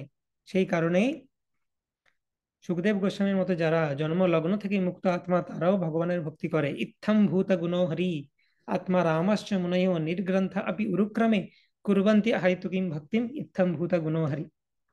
এবং সনাতন শিক্ষার সময় দেখবো এই আত্মারাম শ্লোক নিয়ে মহাপ্রভু কি কাণ্ড ঘটাবেন। ভেরি ফেভারিট সাবজেক্ট ম্যাটার মহাপ্রভুর। তো মহাপ্রভু বলছেন যে কোরআনের মধ্যেও কর্ম, জ্ঞান, যোগ ইত্যাদি বহু টপিক আলোচনা করা হয়েছে। সব খণ্ডন করে আলটিমেটলি ঈশ্বরের সবিশেষ রূপকে স্থাপন করা হয়েছে, এবং তার যে ভক্তিযোগ, তার সেবা করা, সেটাকে সর্বোৎকৃষ্ট ধর্মরূপে স্থাপন করা হয়েছে। তোমারও পণ্ডিত সবার নাহি শাস্ত্র জ্ঞান, পূর্বাপর বিধি মধ্যে পর বলবান। সেটা তোমাদের পণ্ডিতরা জানে না। যদি কোনো শাস্ত্রে পূর্বে একটা জিনিস বলা হয় এবং লাস্টের দিকেও সেইটাকে খণ্ডন করা হয়, তাহলে অপর হচ্ছে মহাবলবান। ফর এক্সাম্পল, ভাগবত গীতাতেও সেম সিদ্ধান্ত আমরা দেখতে পাই। ভাগবত গীতার প্রথম 6টা চ্যাপ্টার যদি আমরা দেখি, সাংখ্য যোগ, জ্ঞান যোগ, অষ্টাঙ্গ যোগ, কর্মযোগ, নিষ্কাম কর্মযোগ, সকাম কর্মযোগ, সবকিছু দেখতে পাবো। কিন্তু লাস্টের দিকে ভগবান কি বলছেন? সর্বধর্মান পরিত্যাজ্য মামেকম শরণম ব্রজ, আহম ত্বম সর্ব পাপেভ্য মোক্ষয়িষ্যামি মা শুচঃ। তো আমরা কোনটাকে নেব? পরে যেটা আলটিমেট কনক্লুশন সেটাকেই না নেব? তো বলছে পূর্বা অপর বিধি মধ্যে যে পর বলবান, সেটা তোমাদের স্কলারেরা জানে না। যে আলটিমেট কনক্লুশনটা নিতে হয়, তারা প্রথম দিকে কোরআনের যে নির্বিশেষ বাদ নিয়ে আলোচনা হয়েছে সেটা নিয়েই পড়ে আছে। লাস্টের ইনস্ট্রাকশন গুলো বুঝতেও পারেনি, আর সেই ইনস্ট্রাকশন গুলো যে মেন সেটা জানতে পারেনি। নিজ শাস্ত্র দেখি তুমি বিচার করিয়া, কি লিখিয়া আছে শেষে কহ নির্ণয় করিয়া। তুমি নিজের শাস্ত্রটা বিচার করে বলো তো, নিজের কোরআন থেকে কোট করো, লাস্টের দিকে কি লেখা আছে, আমি ভুল বলছি কিনা বলো সেটা। তো তখন ম্লেচ্ছ বলছে, ম্লেচ্ছ কহে সেই কহ, যেই কহ সেই সত্য হয়, শাস্ত্রে লিখিয়া আছে কেহ লইতে না পারে। মহাপ্রভু আপনি ঠিকই বলছেন, লাস্টের দিকে এগুলো লেখা আছে, আমরা সেইগুলো ঠিক মতো বুঝতে পারিনি, এখন আপনি বুঝিয়ে দিলেন বললে সেটা বুঝতে পারলাম। নির্বিশেষ গোসাই লইয়া করেন ব্যাখ্যান, সাকার গোসাই সেব্য কারো নাহি জ্ঞান। তো নির্বিশেষ গোসাই মানে নির্বিশেষ ভগবান, এইটা নিয়েই আমরা মেতে রয়ে গেছি। কিন্তু সাকার ভগবান যে অ্যাকচুয়ালি আমাদের সেবা করা কর্তব্য, সেই জ্ঞান তো আমাদের কারো হয়নি। আমরা কেউ এই জিনিসটা লক্ষ্য করিনি কোরআনে। সেই তো গোসাই তুমি সাক্ষাৎ ঈশ্বর, মোরে কৃপা করো মুই যোগ্য, মুই অযোগ্য পামর। তো সেই সাকার গোসাই, কোরআনে যার কথা উল্লেখ করা আছে, যার কথা তুমি আমাকে বোঝালে, সেই গোসাই তুমি হচ্ছ সাক্ষাৎ ঈশ্বর। মানে সেই মুসলিম পীরও বুঝতে পেরে গেলেন যে মহাপ্রভু সেই ভগবান। মোরে কৃপা করো মুই অযোগ্য পামর, আমি অযোগ্য পামর পতিত, আমাকে কৃপা করো। আমি তোমাকে দেখে বুঝতে পারছি যে তুমি সাক্ষাৎ সেই ভগবান, না হলে এই কোরআনকে ইন্টারপ্রেট করতে পারতে না। যেটা এতদিন ধরে আমাদের স্কলাররাও বুঝতে পারেনি, সেইটাকে ইন্টারপ্রেট করছো তুমি। তো তোমাকে নিশ্চয়ই তুমি ভগবান স্বয়ং। অনেক দেখিনু মুই ম্লেচ্ছ শাস্ত্র হইতে, সাধ্য সাধন বস্তু নারী নির্ধারিতে। এই কোরআন পড়েছি অনেক, আমরা মুসলমান শাস্ত্র অনেক অধ্যয়ন করেছি, কিন্তু সাধ্য সাধন কি আমরা বুঝতে পারিনি। ভগবানের সাকার রূপটি যে আমার সাধ্য, এবং তার সাধন যে ভক্তি, সেটা আমি বুঝতে পারিনি। এখন তোমার কৃপায় সেটা বুঝতে পারলাম। তোমা দেখি জিহ্বা মোর বলে কৃষ্ণ নাম, আমি বড় জ্ঞানী এই গেল অভিমান। কৃপা করি বলো মোরে সাধু সাধনে, এত বলি পড়ে মহাপ্রভুর চরণে। প্রভু কহে উঠ কৃষ্ণ নাম তুমি লইলা, কোটি জন্মের পাপ গেল পবিত্র হইলাম। তো মহাপ্রভুকে দেখেই তার মুখে কৃষ্ণ নাম আসছে। মহাপ্রভু বলেছেন উত্তম অধিকারীর সিমটম এটাই যে তাকে দেখে কৃষ্ণ নাম আসবে। বৈষ্ণব মানেই হচ্ছে এমন একজন ব্যক্তি যার কাছে গেলেই আনন্দ হবে, যার কাছে গেলেই কৃষ্ণ ভক্তি করতে ইচ্ছা হয়ে যাবে। কৃষ্ণ ভক্তিতে আমরা জেনারেলি যখন বাড়িতে থাকি, আমাদের কৃষ্ণ ভক্তিতে মোটিভেশন কমে যেতে থাকে। বৈষ্ণবের মুখ থেকে শ্রবণ করলেই, তার দর্শন হলেই, তার সংস্পর্শে থাকলেই কৃষ্ণ ভক্তিতে মোটিভেটেড হবো। This is the symptom of a উত্তম অধিকারী বৈষ্ণব। তাকে দেখলেই কৃষ্ণ নাম আসবে। তো মহাপ্রভুকে দেখে তার কৃষ্ণ নাম আসছে, এবং মহাপ্রভুকে বলছেন আমাকে সাধ্য সাধন তত্ত্ব আরো বলো। প্রভু বলছেন যে উঠো তুমি, চিন্তা করো না, তুমি কৃষ্ণ নাম নিলে কোটি জন্মের পাপ চলে গেল তোমার এই কৃষ্ণ নাম গ্রহণ করার ফলে। কৃষ্ণ কহ কৃষ্ণ কহ কইলা উপদেশ, সবে কৃষ্ণ কহে সবার হইল প্রেমাবেশ। রামদাস বলি প্রভু তার কইল নাম, আর এক পাঠান তার নাম বিজলি খান। মহাপ্রভু তাকে সাধ্য সাধন তত্ত্ব সম্বন্ধে উপদেশ দিলেন, একটি উপদেশ দিলেন, কৃষ্ণ কহ কৃষ্ণ কহ, বাস, আর কিছু করতে হবে না। মহাপ্রভু জানেন যে তুমি যে সিচুয়েশনে আছো তুমি বেশি কিছু করতে পারবে না, তো তোমার কিছু দরকার নেই, তুমি তোমার ধর্মে যা রুলস এন্ড রেগুলেশন ফলো করছো করো, কিন্তু তার সাথে তুমি যখনই সময় পাবে কৃষ্ণ কৃষ্ণ বলতে থাকবে, বাস, তাহলেই হবে। এবং তার নামকরণ করে দিলেন মহাপ্রভু, তুমি আজ থেকে রামদাস। ইনিশিয়েশন হয়ে গেল কাইন্ড অফ। এবং সেইখানে আরেকজন রাজপুত্র ছিলেন পাঠানদের, তার নাম হচ্ছে বিজলি খান। অল্প বয়স তার রাজার কুমার, রামদাস আদি পাঠান চাকর তার। এই যে রামদাস, রামদাসটিকে সেই পীর যে মহাপ্রভুর সাথে কথোপকথন করেছিলেন তাকে মহাপ্রভু নাম দিয়ে দিলেন রামদাস। এবং বিজলি খানকে, বিজলি খান হচ্ছেন পাঠান রাজপুত, মানে রাজপুত্র। তো এরা সবাই তার সার্ভেন্ট। তো সেই বিজলি খান তিনিও মহাপ্রভুর প্রতি আকৃষ্ট হলেন। কৃষ্ণ বলি পরে সেই মহাপ্রভুর পায়, প্রভু শ্রী চরণ দিল তাহার মাথায়। শ্রী বিজলি খানের মাথায় মহাপ্রভু তার চরণ কমল স্থাপন করলেন, তিনিও মহাপ্রভুর কৃপাধন্য হলেন। তা সবারই কৃপা করি প্রভু তো চলিলা, সেই তো পাঠান সব বৈরাগী হইল। সেই সমস্ত পাঠান বৈষ্ণবে পরিণত হলো, বৈরাগী হয়ে গেল। পাঠান বৈষ্ণব বলি হইল তার খ্যাতি, সর্বত্র গাহিয়া বলে মহাপ্রভুর কীর্তি। তো পাঠান বৈষ্ণব, এটা সেই সোনার পাথর বাটির মতো। পাঠান আবার বৈষ্ণব হতে পারে নাকি? কিন্তু মহাপ্রভুর কৃপাতে তা সম্ভব। বাঘে হরিণে তারা চুম্বন করা সম্ভব, পাঠানেরও বৈষ্ণব হওয়া সম্ভব। এটা হচ্ছে মহাপ্রভুর ম্যাগনানিমিটি। সেজন্য তিনি মহাবদান্য অবতার। নমো মহাবদান্যায় কৃষ্ণ প্রেম প্রদায়তে, কৃষ্ণায় কৃষ্ণ চৈতন্য নামনে গৌরত্বিষে নমঃ। সেই বিজুলি খান হইল মহাভাগবত, সর্বতীর্থে হইল তার পরম মহৎ। সেই বিজুলি খান মহাভাগবত ডিভোটিতে পরিণত হলেন। তো এইভাবে চৈতন্য মহাপ্রভু পশ্চিম দেশে লীলা করছেন, মানে উত্তর পশ্চিম বৃন্দাবন, পাঠান দেশ, এইসব জায়গাতে মহাপ্রভু লীলা করছেন। পিছে লীলা করে প্রভু শ্রীকৃষ্ণ চৈতন্য, পশ্চিমে আসিয়া কইল জগন্নাদি ধন্য। সৌরক্ষেত্রে আসি প্রভু কইলা গঙ্গা স্নান, গঙ্গা তীর পথে কইলা প্রয়াগে প্রয়াণ। তো এই সমস্ত পাস টাইম হওয়ার পর নৌকা পথে মহাপ্রভু এগিয়ে যাচ্ছেন, এবং তিনি এলেন সৌরক্ষেত্র নামে একটা স্থানে। তো এটার বর্তমান নাম হচ্ছে সোরন, উত্তরপ্রদেশে। এবং সৌরক্ষেত্র, এটাকে বলা হয় শুকর ক্ষেত্র বলা হয়। শুকর ক্ষেত্র মানে বরাহদেবের জায়গা। তো এই জায়গাতে বিলিভ করা হয় যে বরাহদেব হিরণ্যাক্ষের সাথে ফাইট করেছিলেন। তো সেখানে বরাহদেবের মন্দির রয়েছে, এবং মহাপ্রভু সেই জায়গাতে এলেন, দর্শন করলেন, সেখানে গঙ্গায় স্নান করলেন, এবং তারপরে মহাপ্রভু প্রয়াগের পথে এগিয়ে যাচ্ছেন।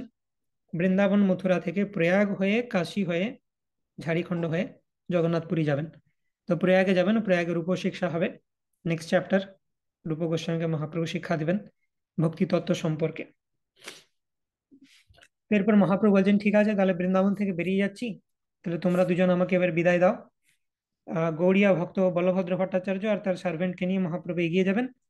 আর কৃষ্ণদাস রাজপুত এবং সোনরিয়া ব্রাহ্মণের কাছ থেকে বিদায় চাইছেন মহাপ্রভু। সেই বিপ্রে কৃষ্ণ দাসে প্রভু বিদায় দিলা, জোড় হাতে দুইজন কহিতে লাগিলা, প্রয়াগ পর্যন্ত দুহে তোমার সঙ্গে যাব, তোমার চরণ সঙ্গ পুনঃ কাহা পাব, ম্লেচ্ছ দেশ কেহ কাহা করো এ উৎপাত, ভট্টাচার্য পণ্ডিত কহিতে না জানেন বাত। তো সেই বিপ্র সননিয়া ব্রাহ্মণ আর কৃষ্ণদাসকে মহাপ্রভু বলছেন এবার তাহলে বিদায় দাও, জোড় হাতে দুজনকে বলতে লাগলেন। তো বলছেন মহাপ্রভু একটা রিকোয়েস্ট করবো, প্রয়াগ পর্যন্ত যাই তোমার সাথে, তোমার আবার সঙ্গ কখন পাবো সেটা তো বলা যায় না, এত তাড়াতাড়ি আমাদেরকে বিদায় দিয়ে দিচ্ছ। আর এমনি তো এটা ম্লেচ্ছদের জায়গা, কে কখন তোমাকে উৎপাত করবে। এই ভট্টাচার্য পণ্ডিত হিন্দি ভাষা জানে না, কিভাবে কথা বলতে হয়, কেউ ধরলে ভয়ে কাঁপছে। তো সেই জন্য প্রয়াগ পর্যন্ত যাই, এই জোন থেকে বেরিয়ে যাও তুমি, তারপরে না হয় বিদায় দেবে। তো শুনি মহাপ্রভু ঈষৎ হাসিতে লাগিলা। মহাপ্রভু তো জানছে এগুলো সব আহ বাহানা, কারণ তারাও জানেন যে মহাপ্রভু ঈশ্বর, তার প্রোটেকশনের দরকার নেই। কিন্তু মহাপ্রভু হাসছেন কেন? মহাপ্রভু জানেন তাদের হৃদয়ের ডিজায়ার মহাপ্রভুর সাথে আরেকটুখানি বেশি থাকবো। মহাপ্রভু বলছেন যে চিরজীবন তো আমাকে এটাই করে আসতে হয়েছে, যে ভক্তদের সাথে নেগোশিয়েট। আমি বলছি ভক্তদেরকে এবার আমাকে ছাড়ো, ভক্ত বলছে আমি কিছুতেই ছাড়বো না।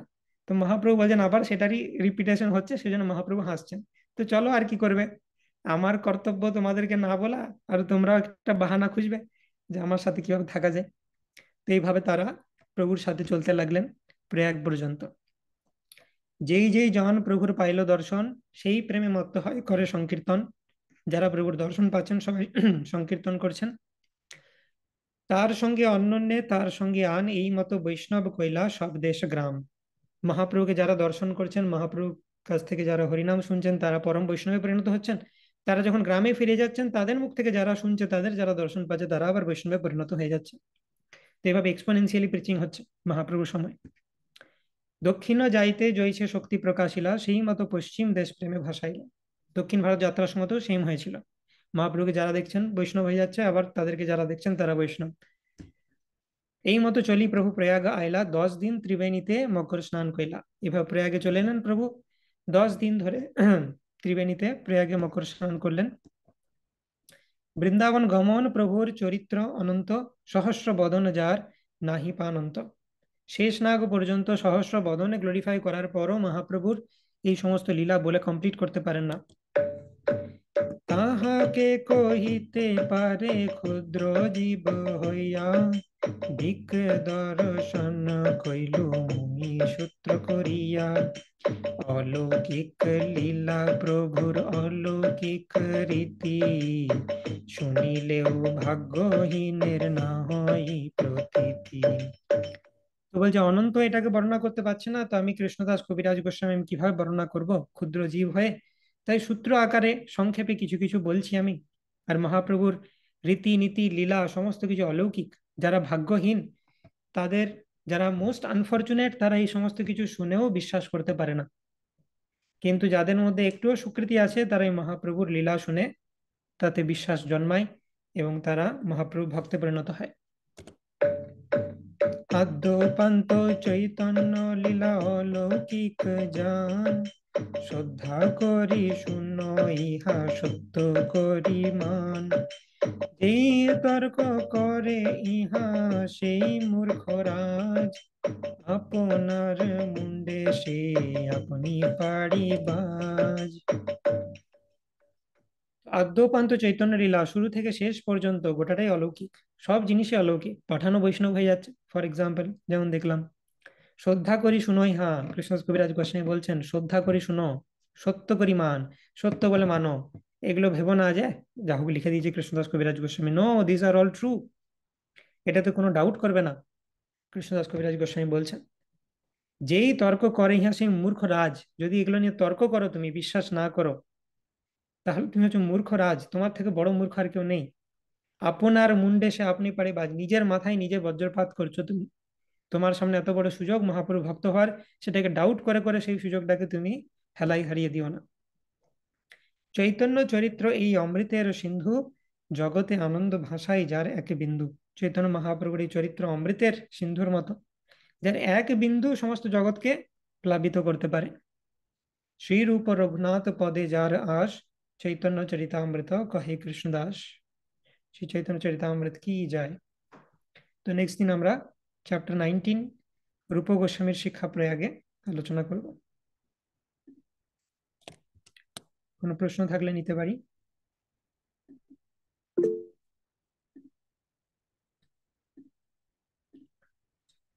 ওকে। বাটপার মানে যে প্রতারণা করা, বাটপারি কথার মানে হচ্ছে প্রতারণা করা। তো সেটাকে চিটার বা ঠক, সেটা মানে হচ্ছে বাটপার।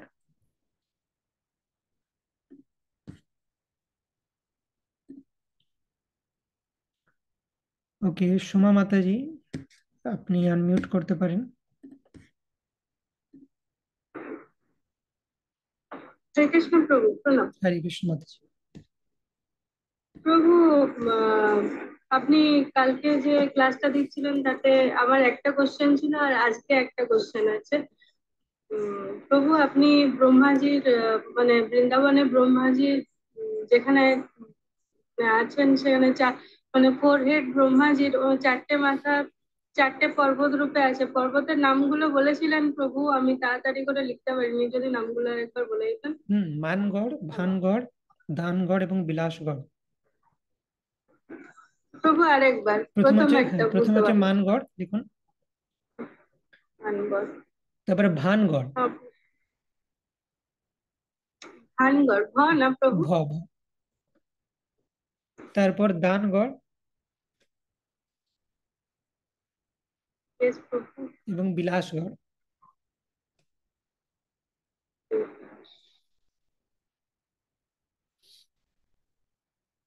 প্রভু চারটে না তিনটে? চারটি। মান, প্রথমে মান, তারপরে ভান। আচ্ছা, মানগড়, বেশ হুম। প্রভু। প্রভু, আর আপনি বলছিলেন ওই আহ, কুম্ভ মেলা হয় 12 বছরে একবার। তো কুম্ভ মেলা যেখানে যেখানে অমৃত পড়েছিল, কাশী, প্রয়াগ, হরিদ্বার, আরেকটা প্রভু? উজ্জয়ন, প্রয়াগ, হরিদ্বার, নাসিক। নাসিক, আচ্ছা আচ্ছা। হুম। প্রথমে হচ্ছে উজ্জয়ন, প্রয়াগ, হরিদ্বার, নাসিক।